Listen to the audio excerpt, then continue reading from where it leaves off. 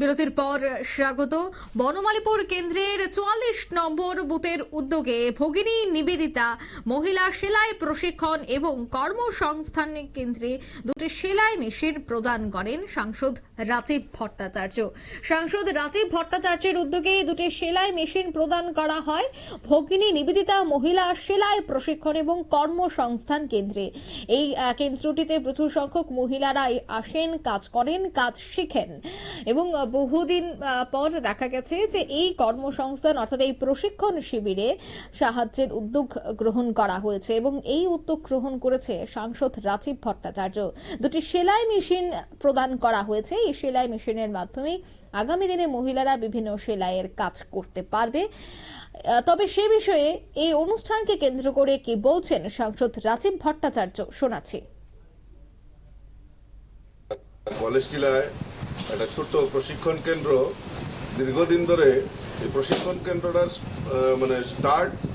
শুরুয়াত হচ্ছিল না এই কারণে, এবং কিছুদিন আগে আমি এখানে আপনাদের নিয়ে বৈঠক করি এবং বৈঠক করার পর আমরা সিদ্ধান্ত নেই যে সেলাই প্রশিক্ষণ কেন্দ্রটা এখানে প্রতিস্থাপন করা এবং তার জন্য আনুষঙ্গিক যা যা প্রয়োজনীয়তা আছে আমি সেটা পূরণ করার জন্য আপনাদের কাছে কমিটমেন্ট করি, প্রতিশ্রুতি দেই।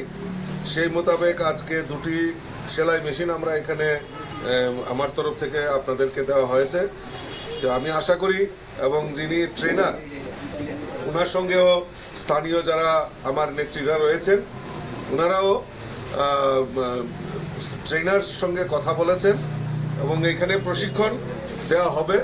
পরবর্তীতে আরো এটাকে পরিকাঠামো আরো উন্নয়ন করার জন্য যা যা প্রয়োজনীয়তা আছে আমি আপনাদেরকে সহযোগিতা করব এবং আমি চাই যে আমাদের দেশের যশস্বী প্রধানমন্ত্রী নরেন্দ্র মোদীজিও চাইছেন যে মহিলাদের আত্মনির্ভর করা। আমরা কোনোদিনও ভাবতে পারিনি যে আমরা লাখপতি দিদি আমরা শুনতে পারবো। আজকে মোদীজির কল্যাণে লাখপতি দিদি আমরা শুনতে পাচ্ছি। মহিলাদের আত্মসম্মান এবং বিশেষ করে মোদীজি যেটা বলছেন যে আত্মনির্ভর, মহিলাদের আত্মনির্ভর করা, সেই লক্ষ্যে মহিলাদের স্বরোজগার করা, যে সেলফ হেল্প গ্রুপের মাধ্যমে এবং বিভিন্ন ভাবে। আপনারা শুনলেন সাংসদের বক্তব্য। তিনি বেশ কিছুদিন আগে এই কেন্দ্রটিতে আসেন এবং মহিলাদের সাথে কথা বলেন, তাদের কি কি প্রয়োজন সে কথা জানার পর দুটি সেলাই মেশিন প্রদান করা হয়েছে এবং আগামী দিনেও এই প্রশিক্ষণ অর্থাৎ এই কর্মশালাটির কিভাবে পরিকাঠামো উন্নয়ন করা যায় সেই বিষয়টার দিকেও নজর রাখবেন তিনি। সে কথাই কিন্তু আজ বললেন এই অনুষ্ঠানের মধ্য দিয়ে। নিয়ে নিচ্ছে ছোট্ট একটি বিজ্ঞাপন বিরতি, সঙ্গে থাকুন।